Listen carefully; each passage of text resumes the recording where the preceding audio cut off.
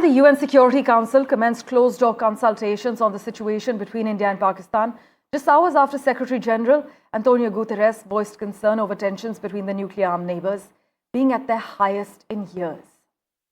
Just listen in to the UN Secretary General's remarks. Tensions between India and Pakistan are at their highest in years.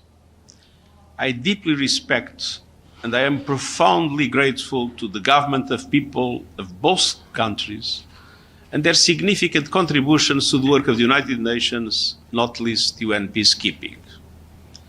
And so it pains me to see relations reaching a boiling point. I understand the raw feelings following the awful terror attack in Pahalgam on 22 April. I once again strongly condemn that attack and extend my condolences to the families of the victims. Targeting civilians is unacceptable, and those responsible must be brought to justice through credible lawful means.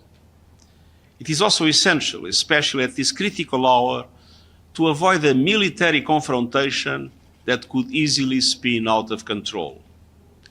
Now is the time for maximum restraint and stepping back from the brink. Well, for an expert's view on the matter, joining us on the broadcast at the moment, Michael Kugelman. Always a pleasure to have you on NDTV, sir.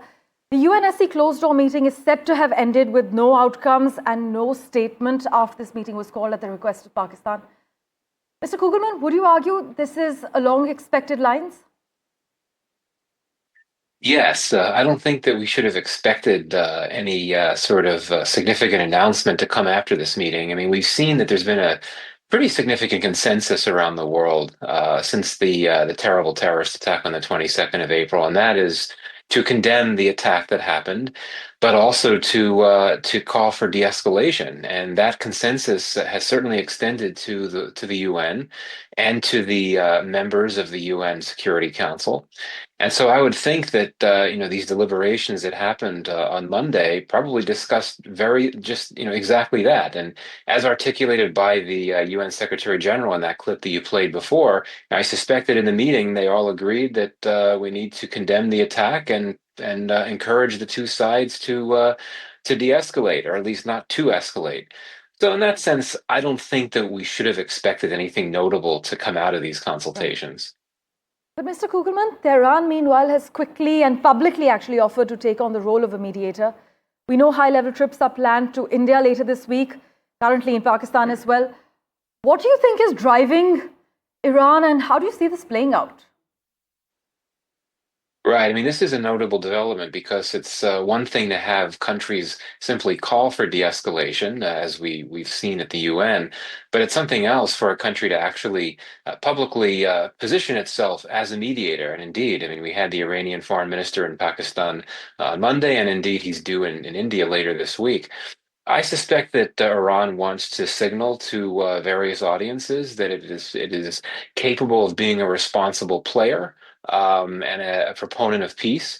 And I suspect for very practical reasons, it would want to take whatever step it can to reduce the likelihood of another conflict in its broader region. Iran, of course, shares a very long border with Pakistan.